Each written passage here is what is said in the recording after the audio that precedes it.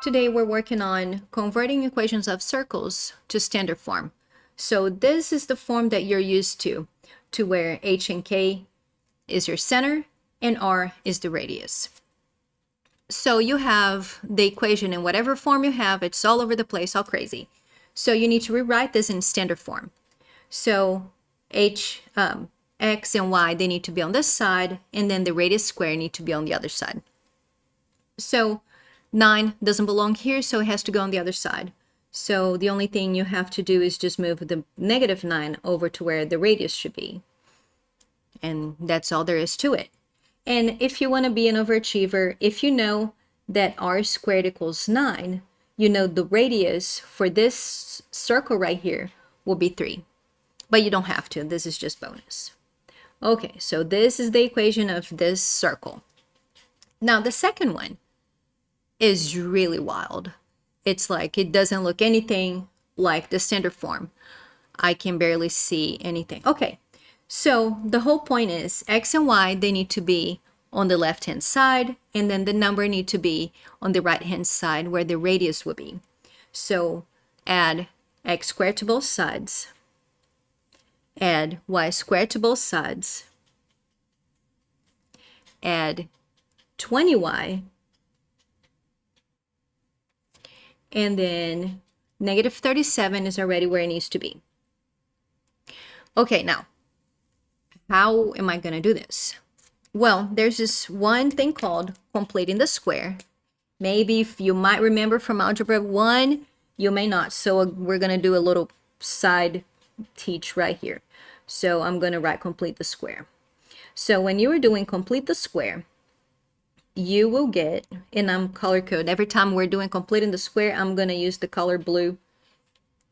Hopefully you can read this. Okay, so I'm going to use this color blue. Maybe this blue is better.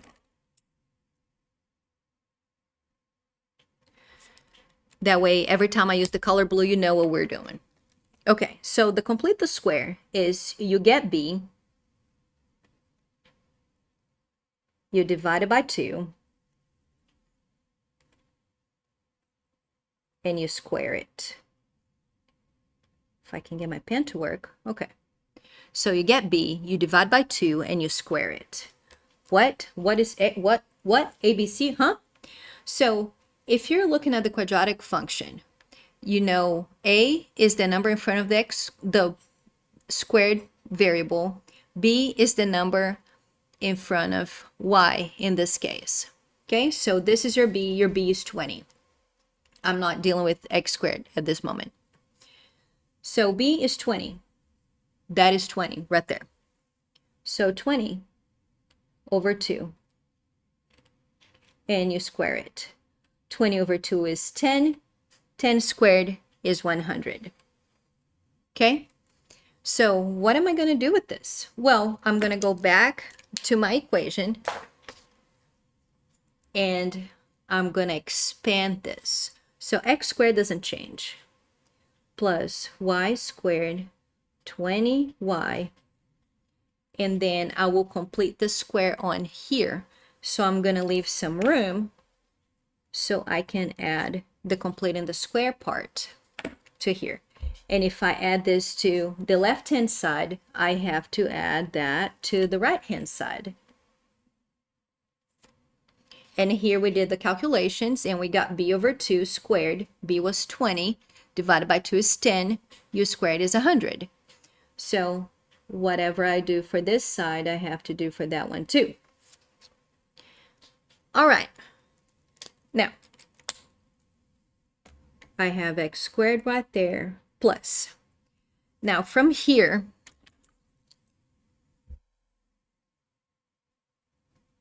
I have to factor. So I'm looking for two numbers that multiply to 100, same two numbers that add up to 20. So y plus 10. So 10 times 10 is 100. 10 plus 10 is 20. Okay, so I factor this. So I'm going to do another side note right here to where that way you remember what you did. So you factor y squared plus 20y plus 100. So you get y plus 10, y plus 10, but it's the same thing as if you write y plus 10 squared, because you multiply by itself twice. Okay, lots of extra lessons right here on this example. So back to the question. So this is the factored of this because we did the math right here in the bottom. Now equals negative 37 plus 100 is 63. All right, can I simplify anything else? No, I can't. I know the center of this circle is going to be right at 0, negative 10, and then this is the radius squared. Okay, so the equation in standard form will be x squared plus y plus 10 squared equals 63. This is the equation of a circle in standard form. All right, the next example, we will do this, but we're gonna not write anything down because you already did and you know what you're doing. Okay, so this one, I will move things around and I will definitely leave some room so I can complete the square and factor. So this negative x squared needs to go on the other side. So I will go x squared right there. I will go 8x. I will leave some room to complete the square.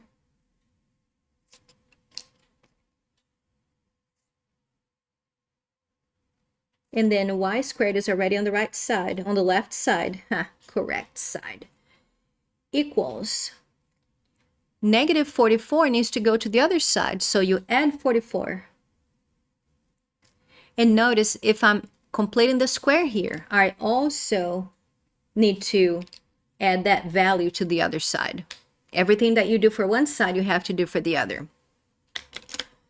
Okay, now b is 8. 8 divided by 2 is 4. 4 squared is 16. So completing the square here, you have 16. If you're just skipping through the video without knowing, without listening to what I'm doing, you will have no idea where 16 came from. But it's fine, it's on you. Okay, now from example 2, I have to factor. So I will factor this out. So two numbers that multiply to 16, same two numbers that add up to 8. I have 4.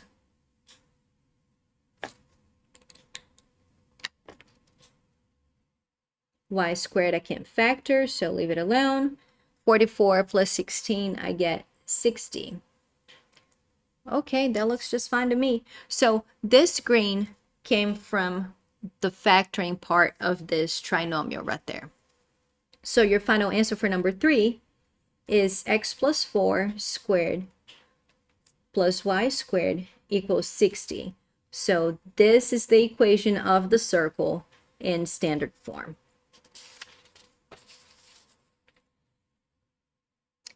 Now the next two examples, they're not pretty, but it's okay. Hang in there. Don't give up.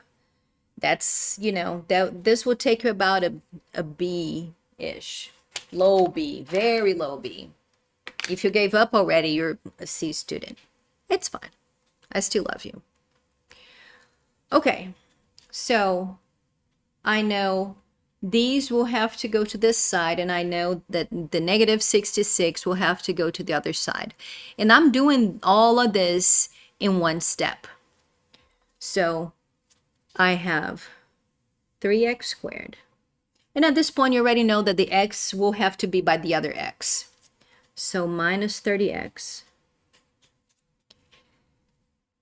plus, bring that over to the other side, so 3y squared next to the other y equals positive 66. Now, when I look at this, these numbers are too big. I can just simplify the whole equation by dividing everybody by 3. So that's what I'm going to do. I'm not factoring yet. I'm just simplifying the equation by dividing by 3. Oh, that's a 2.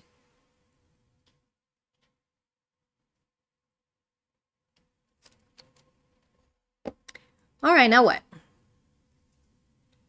I have 2 trinomials right here that I have to complete the square.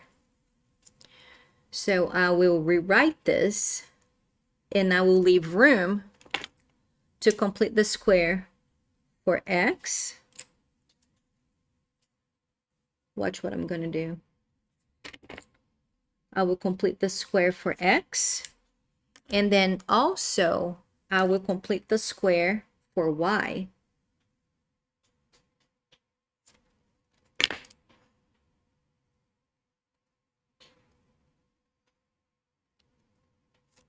So I used blue to complete the square for the x, and I will use purple to complete the square for y.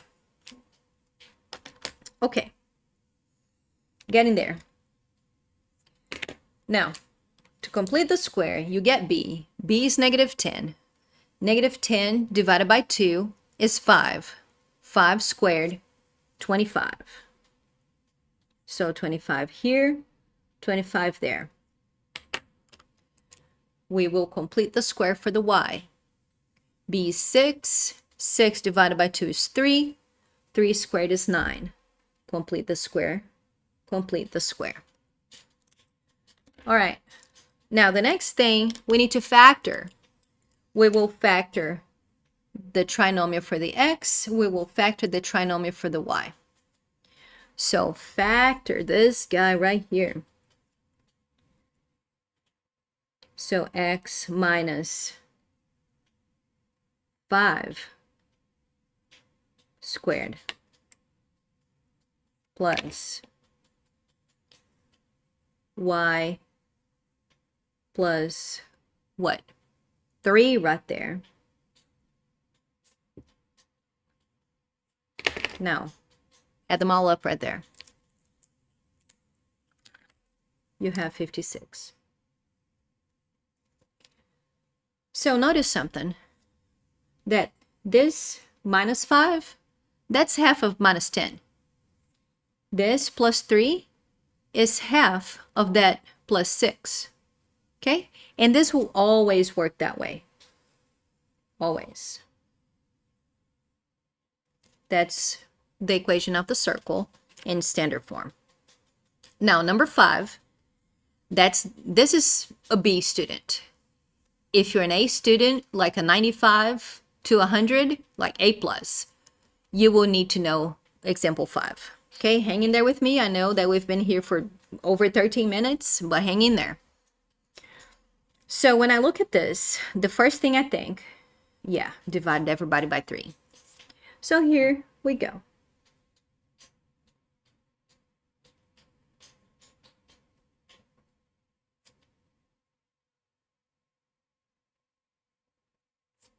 Okay.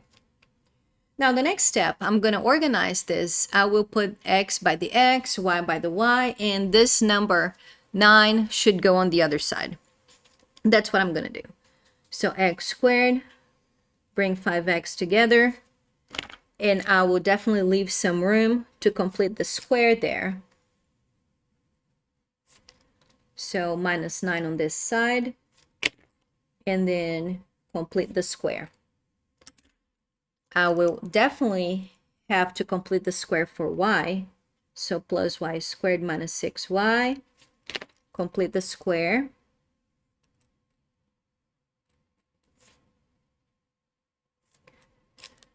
All right. So when you're completing the square, you're like, hey, if I divide -5 by 2, I'm going to get a decimal. It's fine. There are people like everybody else. So if you want to write yourself a little note right here to where -5 over 2 squared, you know, or you can do it in your head. It doesn't matter. So -5 over 2, when you square everybody inside parentheses. So -5 squared is 25. 2 squared is 4. You don't believe me? That's fine. Just go ahead and punch that in the calculator. So alpha y equals, I have -5 over 2, and I will have to square this right there, 25 over 4. Be careful with that sign right there, okay? Even though I put parentheses, calculator was like, no need, I know you're squaring a negative, so I will go ahead and delete parentheses for you. Huh? Yeah. All right. So I have 25 over 4. 25 over 4. And then I will do the same for the y. So -6, half of it is 3. 3 squared is 9. That was easy. But don't worry. Now, the factoring part. You're like, I can't factor, it's going to give me a fraction, and there's no fraction on factoring. It's okay too, because the whole purpose of factoring is so you can rewrite the equation of the circle in standard form. And then when you get that, all that means is your h is going to be a decimal. It's okay. So, like we did on number 4, when we're factoring, you just get b, and that's half of b when you're factoring. Okay, and that's exactly what we're going to do here. So I will get b, which is -5, and I will take half of it, so -5 over 2. And then I will also have to factor the y, and I have y minus 3. And then in the end, you add everybody up. Here I have 25 over 4. I'm just going to rewrite this bigger and neater. So I have x minus 5 over 2 squared plus y minus 3 squared equals 25 over 4, to where h is 5 over 2, you can't see, and k is 3, and your radius is 5 over 2. Because this is r squared. The radius is the square root of the r squared. So this is the equation of a circle in standard form. Later.